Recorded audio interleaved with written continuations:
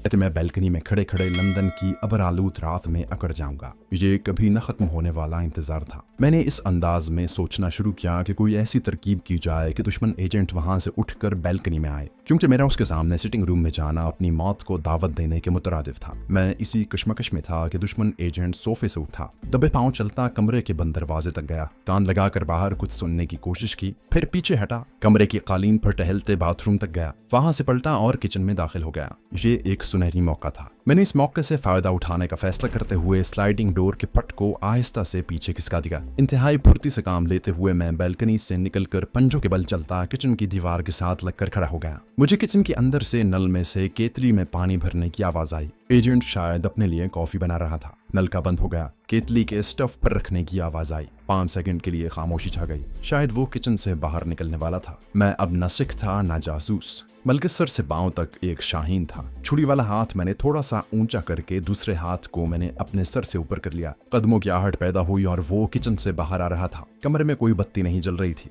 मैंने अपना सांस रोक लिया। दुश्मन एजेंट किचन से बाहर निकला। एक बिजली सी उसकी आंखों के सामने कौंध गई, क्योंकि मेरा उठा हुआ उल्टा हाथ उसकी गर्दन पर हलक के नीचे पड़ा। इस हाथ की जरब इतनी ताकतवर और अचानक थी कि दुश्मन का एजेंट लड़खड़ा कर एक तरफ को गिरा। वो जेब में से पिस्तौल निकालने वाला ही था कि मैं खूंखार भूखे चीते की तरह छलांग लगाकर इस तरह उसके ऊपर गिरा कि मेरे हाथ की छुरी उसके पेट में उतर चुकी थी। उसके हलक से हिचकी जैसी आवाज निकली और मैंने छुरी को उसके पेट में ही छोड़ दिया। सीधे हाथ से उसके पिस्तौल को उसके हाथ से छीन लिया। छुरी का वार बहुत ही कारी साबित हुआ था। पिस्तौल मैंने अपनी जेब में रखा और दम तोड़ते एजेंट को किचन के बाहर वाली गोल डाइनिंग टेबल के नीचे औंधा करके लिटा दिया। उसका सांस चल रहा था और आंखें सफेद होने लगी थी। मैंने बेडरूम में जाकर देखा, मेरा ब्रीफ केस खुला हुआ था और मेरी जाली फाइल के कागजात बिखरे पड़े थे। पासपोर्ट ब्रीफ केस ही में था। पासपोर्ट ब्रीफ केस ही में था। मैंने जल्दी जल्दी कागज समेट कर ब्रीफ केस में भरे, उसे उठाया, कमरे में आकर दुश्मन के एजेंट को देखा। वो जख्मी हालत में आहिस्ता आहिस्ता रेंगता हुआ टेलीफोन के करीब आने की कोशिश कर रहा था। वो जिंदा था और मेरे मिशन में उसका जिंदा रहना शामिल नहीं था। मैंने बड़े इत्मीनान से जेब से उसका साइलेंसर लगा पिस्तौल निकाला, नाली उसके सर के साथ लगाई और घोड़ा दबा दिया। थक की आवाज के साथ गोली पिस्तौल में से निकल गई। दुश्मन एजेंट उसी लम्हे अगले जहान में पहुंच गया। मैं इस तजब्जुब में था कि इसी कमरे में रहूं या वहां से फरार हो जाऊं। मेरा उस लंदन शहर में कोई ऐसा ठिकाना नहीं था जहां मैं वहां से फरार होकर जाता और फिर अपने एजेंट का किसी भी वक्त फोन आ सकता था। वो लोग बराबर मेरी निगरानी कर रहे थे। मैं एजेंट की लाश को घसीट कर बेडरूम में ले गया और उसको चादर से ढक दिया। फिर डाइनिंग टेबल के नीचे कालीन पर खून के धब्बे पर अखबार रख दिया। मेरा ब्रीफकेस तपाई पर पड़ा था। दुश्मन एजेंट का पिस्तौल मेरी जेब में था। छुरी लाश के जिस्म में पेवस्त थी। खिड़की का चुना हुआ पर्दा मैंने बराबर कर दिया था। कमरे में बाहर अंधेरा हो गया था। अचानक टेलीफोन की घंटी बज उठी। मैंने जल्दी से रिसीवर उठा लिया और खामोश रहा। दूसरी तरफ से अपने एजेंट की आवाज आई। अपना कोडवर्ड बताकर उसने मुझसे मेरा कोडवर्ड पूछा और कहा, अगर दुश्मन खत्म हो गया हो तो अकबी सीढ़ी से उतरकर पार्किंग लॉट में बड़ी सड़क वाली कतार की आखिरी फिएट गाड़ी में आकर बैठ जाओ। उसका दरवाजा तुम्हें खुला मिलेगा। मुझे गाड़ी का नंबर भी बता दिया गया। मैंने रिसीवर रख दिया और खुदा का शुक्र अदा किया कि इस अजाब नुमा तजस्सुस से मेरी जान छूट गई थी। मैंने ब्रीफकेस उठाया, बैल्कनी वाला दरवाजा आहिस्ता से एक तरफ हटाकर ठंडी अबर आलूद फजा में आ गया। सारा अकबी इलाका वीरान और नीम तारीकी में डूबा हुआ था। मैं लोहे के जीमे से उतरता हुआ नीचे लॉन में आया तो अचानक एक तरफ से किसी औरत की पंजाबी जबान में आवाज आई, तुम भाग नहीं सकोगे। मैंने पिस्तौल निकालकर आवाज की जानिब देखा। मुझे हल्के हल्के अंधेरे में वही लड़की यानी हरनाम कौर नजर आई। उसके हाथ में छोटा सा पिस्तौल था। उसने फायर कर दिया, मगर इससे पहले ही मैंने लॉन की घास पर अपने आप को गिरा दिया था। मैं उस पर फायर करने ही वाला था कि लड़की छलांग लगाकर झाड़ियों के पीछे अंधेरे में गायब हो गई। मैं झुका झुका दौड़ता हुआ लॉन उबूर करके पार्किंग में खड़ी गाड़ियों के पीछे आ गया। इसी तरह झुके हुए कतार की आखिरी फिएट गाड़ी के पास पहुंचकर उसका दरवाजा खोला और अंदर इस तरह झुक कर बैठ गया कि मेरे पिस्तौल वाले हाथ का रुख पीछे लॉन की झाड़ियों की तरफ था। इतने में दरख्तों के पीछे से एक साया निकलकर तेजी से मेरी तरफ बढ़ा। मैंने फौरन पिस्तौल का रुख उसकी तरफ फेर दिया। उस आदमी ने गर्म ओवरकोट पहन रखा था। सर पर बैरे कैप थी। गाड़ी के करीब आते ही उसने अपना खुफिया कोड वर्ड दोहराया और दरवाजा खोलकर गाड़ी में बैठते ही इतनी तेजी से गाड़ी स्टार्ट करके सड़क पर ले आया कि मैं चकोला खाने के बाद साइड विंडो की दीवार के साथ चिपक कर रह गया।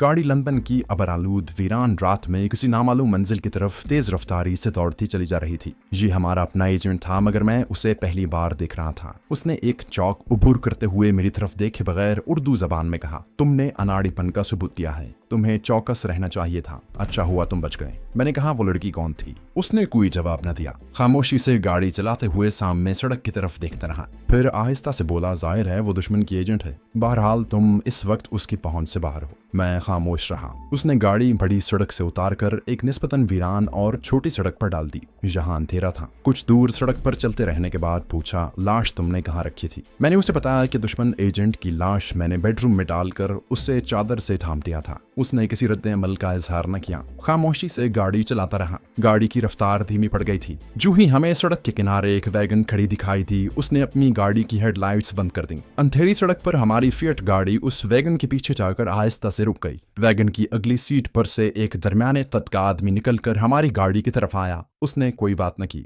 हम गाड़ी से बाहर निकल आए थे। वो हमारी फिएट गाड़ी में सवार हुआ। गाड़ी बैक करके मोड़ी और जिधर से हम आए थे उधर अंधेरी सड़क पर गायब हो गया। मेरे साथी ने मुझे अपने साथ वैगन में बिठाया और वैगन लेकर सड़क पर आ गया। सड़क आगे एक ढलान से उतरकर खेतों में से होती हुई ऐसे इलाके की बड़ी सड़क पर आ गई जिसके दोनों जानिब घास के वसी मैदान थे। ऊंची इमारतों की रोशनियां झिलमिला रही थी। ये शायद हाईवे थी। आध घंटे तक हमारी वैगन इस बड़ी सड़क पर काफी तेज रफ्तारी के साथ उड़ती चली गई। फिर दाएं जानिब एक कच्ची सड़क दिखाई दी जहां एक खंबे के साथ ट्यूबलाइट जल रही थी। मेरे साथी ने वैगन को उस कच्ची सड़क पर उतार दिया। कच्ची सड़क एक छोटे से टीले के पहलू से चक्कर काटने के बाद चीर के गुंजान दरख्तों के झुंड तले बने हुए एक बैरक नुमा कमरे के बरामदे के आगे पहुंच कर रुक गई। मेरे पीछे पीछे आओ। इस बैरक नुमा ढलानी छत वाले कमरे के बाहर बरामदे में कोई बत्ती रोशन नहीं थी। मेरा रहनुमा मुझे बैरक के कमरे में ले गया जहां कोने में एक बिस्तर लगा था। बिजली का हीटर जल रहा था। खिड़कियां बंद थी। आगे पर्दे गिरे हुए थे। कमरे की फजा नीम गर्म और पुरसुकून थी। फर्श पर पुराना कालीन बिछा था। कोने में टेबल पर एक छोटा टीवी सेट रखा था। बत्ती जहां भी कोई नहीं जल रही थी।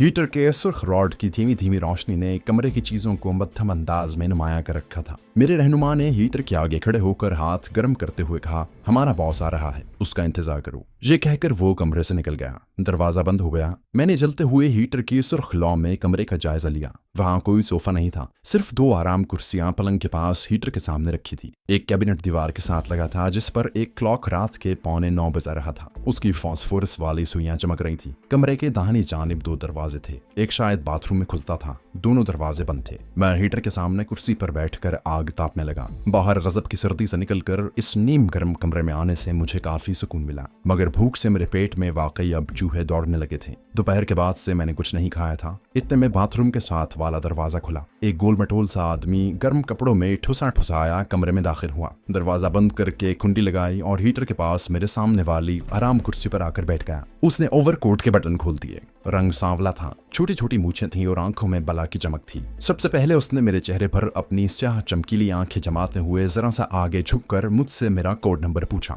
मैंने अपना कोड नंबर बताया तो उसने मुझे अपना कोड बताया। उसकी आवाज से मैंने अंदाजा लगा लिया कि ये वही अपना एजेंट है जो फोन पर मुझे वक्तन फवक्तन हिदायत जारी करता रहा है। उसने जेब से सिगार निकाल कर मुझे पेश किया। मैंने कहा कि मैं सिगार नहीं पीता। वो जरा सा मुस्कुरा कर बोला, घबराओ नहीं, ये जहरीला सिगार नहीं है। फिर मुस्कुरा कर बोला, आई सी, तुम सिख हो और सिख लोग तंबाकू नहीं पीते। मैं कुछ बेचैन सा हुआ कि क्या इसे मालूम नहीं कि मैं सिख नहीं हूँ और मैंने सिखों का हुलिया बना रखा है। बहुत जल्द उसने ये कहकर मेरी बेचैनी दूर कर दी कि अब तुम्हें ये हुलिया एकदम तब्दील करना होगा। अंदर बाथरूम में जाकर दाढ़ी उतार कर ट्रैश में फेंक दो, पगड़ी भी उतार दो, बालों को पीछे करके कंघी करो, कल तुम्हारे बाल भी तरशवा दिए जाएंगे। मैंने कहा, मुझे सख्त भूख लग रही है। वो मुस्कुरा कर बोला, मैंने तो सुना है कि कमांडो कई रोज तक सिर्फ घास खाकर जिंदा रह सकते हैं। मैंने कहा, मुझे सुबह से घास भी नसीब नहीं हुई। वो सिगार सुलगाते हुए बोला, तुम बाथरूम में जाकर अपना हुलिया दुरुस्त करो, मैं तुम्हारे लिए साथ वाले कमरे से कुछ खाने को लाता हूँ। मैंने रेनकोट उतार कर पलंग पर रखा और बाथरूम में आ गया। छोटा सा बाथरूम था जहाँ बेहद ठंड थी।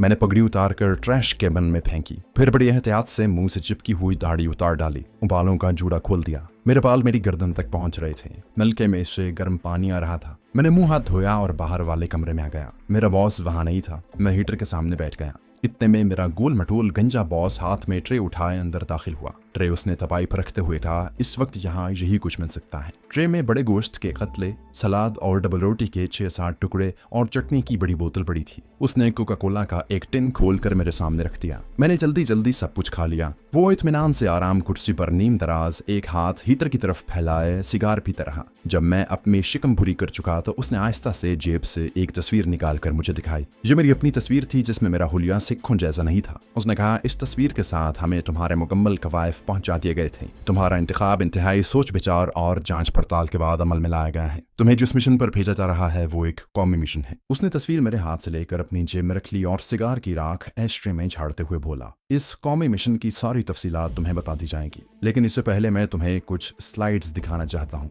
मेरे साथ दूसरे कमरे में आओ। दूसरा कमरा छोटा था। वहां भी एक बिस्तर लगा था और गर्म हीटर जल रहा था। यहाँ पलंग के पास तपाई पर टेबल लैंप रोशन था, मगर उसका शेड इतने गहरे रंग का था कि लैंप की रोशनी तपाई के इर्द गिर्द ही मरकूज थी। बॉस ने सामने वाली दीवार पर एक छोटी स्क्रीन लगा दी और कैबिनेट की दराज में से स्लाइड की छोटी सी मशीन निकालकर कैबिनेट के ऊपर रख दी। फिर एक अलमारी में चाबी घुमाई, अंदर से छोटा सा पैकेट निकाला, उसमें से कुछ ट्रांसपेरेंट स्क्रीन मशीन में डालकर लाइट ऑन कर दी। सामने छोटी सी स्क्रीन पर एक तबाहशुदा जहाज का ढांचा नजर आ रहा था। जहाज ऊंचे दरख्तों को तोड़ता हुआ क्रैश हुआ था और उसके 2 टुकड़े हो गए थे। उसने कहा, यह इंडियन एयरफोर्स के एक खुसूस तैयारे का मलबा है जो एक अहम तरीन खुफिया मिशन पर दिल्ली से मॉस्को जाते हुए खराब मौसम की वजह से आजाद कश्मीर के बॉर्डर पर चनारी के पास एक गहरी खाई में क्रैश होकर तबाह हो गया था। यह आज से ठीक 4 हफ्ते पहले का वाकया है। हमारी इंटेलिजेंस ने इस तैयारे की परवाज की पहली इत्तला कर दी थी कि एक ऊंची सतह का भारतीय इंटेलिजेंस का वफ्द एक खुफिया मिशन पर मॉस्को रवाना हो रहा है। हमें इस खुफिया मिशन के तैयारे में सफर करने वाले वफ्द के तमाम अरकान के नाम और ओहदे बता दिए गए थे।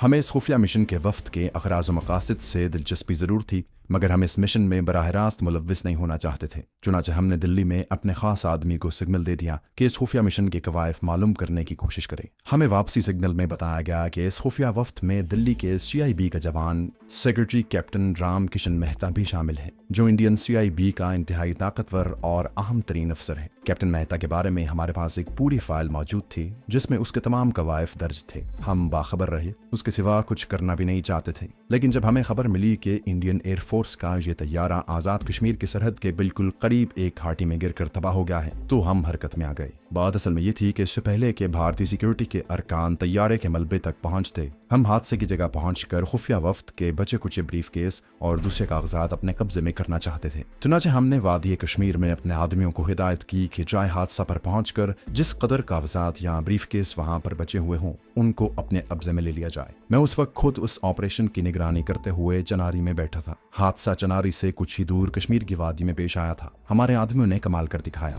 वो इंतहाई बर्क रफ्तारी से आम कश्मीरी किसानों के भेस में जाए हादसा पर पहुंच गए। उस वक्त तक भारतीय सिक्योरिटी फोर्स और CIB का कोई आदमी वहां नहीं पहुंचा था। भारतीय एयरफोर्स के हेलीकॉप्टर जहाज के मलबे को वादी में तलाश करते फिर रहे थे। उस जाए हादसा से सिग्नल मिला कि जहाज में सिवाय एक अफसर के वफ्द और जहाज के अमले के तमाम अरकान मर चुके हैं। मालूम हुआ कि अफसर बच गया है, वो शदीद जख्मी है। उसकी हथेली के साथ जो ब्रीफ केस चेन से बंधा हुआ था उस पर सिर्फ कैप्टन R मेहता लिखा हुआ था। मैंने अपने आदमियों को मरमूज जबान में हुक्म दिया कि वो उस अफसर को उठाकर बॉर्डर क्रॉस करके चनारी पहुंचने की कोशिश करें, जहाज के मलबे को वैसे ही छोड़ दें। उसी शाम हमारे आदमी कैप्टन राम किशन मेहता को लकड़ी के बने हुए स्ट्रेचर पर डालकर चनारी हमारे खुफिया मकाम पर ले आए। कैप्टन मेहता की दोनों टांगें टूट चुकी थी, 3 पसलियां फेफड़ों में धसी हुई थी और दोनों आंखों में शीशे की किरचियां घुसी हुई थी। उसे फौरन तिब्बी इमदाद दी गई, मगर वो होश में नहीं था। हमने उसके ब्रीफ केस पर कब्जा कर लिया और उसकी कई तस्वीरें ली। यह आदमी हमारे लिए बेहद अहम था और हम उसे किसी न किसी तरह जिंदा रखना चाहते थे, मगर फेफड़ों में पसलियों के घुस जाने से उसका सांस बेहद आहिस्ता चल रहा था। इससे पहले के हेडक्वार्टर के अस्पताल से तिब्बी इमदाद हम तक पहुंचती, कैप्टन राम किशन मेहता मर गया। उसका ब्रीफ केस खोल कर देखा गया, उसमें सिर्फ एक फाइल ऐसी थी जो हमारे लिए काफी मालूमात रखती थी। इस फाइल में 6-7 नीले रंग के कागजात लगे थे और ये मोस्ट कॉन्फिडेंशियल फाइल थी। उससे पता चला कि रूस इंडिया से एक न्यूक्लियर आबदोज के बारे में कुछ मज़ाकरात करना चाहता है और उसी मिशन पर यह खुफिया वफ्द रूस जा रहा था। लेकिन इसके सिवाय हमें इस खुफिया मिशन के बारे में कुछ मालूम न हो सका। हम कुछ अफसरान कमरे में बैठे कैप्टन मेहता की तस्वीरों के नेगेटिव्स देख रहे थे। हम में से एक अफसर ने चौंक कर मुझे बताया कि कैप्टन मेहता की शक्ल 99% हमारे एक आदमी से मिलती है। मेरे जहन में एकदम से एक अजीबोगरीब स्कीम उभर आई। मैंने अपने आदमी की फाइल हेडक्वार्टर से मंगवा कर देखी तो वाकई तंग रह गया। हमारे आदमी की शक्ल कैप्टन मेहता से खतरनाक हद तक मिलती थी। हमने कैप्टन मेहता के पासपोर्ट पर लगी उस तस्वीर से अपने आदमी की तस्वीर जो मिलाई तो क़यामत की मुमासलत देखी। मेरी स्कीम को मजीद तकवीत मिली। अब मैंने इस स्कीम के बारे में किसी से कोई जिक्र न किया और मैं करना भी नहीं चाहता था क्योंकि ये स्कीम अहम, खुफिया और खतरनाक स्कीम थी। फिर बॉस ने स्लाइड मशीन की लाइट ऑफ कर दी और मेरी तरफ मुतवज्जे होकर कहा, क्या तुम उस आदमी की तस्वीर देखना पसंद करोगे? उसने पैकेट में से एक ट्रांसपेरेंसी निकाल कर मशीन में लगाई और बटन दबा दिया। स्क्रीन पर मैं अपनी तस्वीर देखकर कुछ हैरान सा हुआ। बॉस ने कहा, हाँ ये तुम्हारी तस्वीर है। अब मैं तुम्हें कैप्टन मेहता की तस्वीर दिखाता हूँ। कैप्टन मेहता की तस्वीर स्क्रीन पर आई तो मैं अपनी सीट पर से उछल गया। इसमें कोई शक नहीं था कि उसकी शक्ल मुझसे काफी मिलती थी।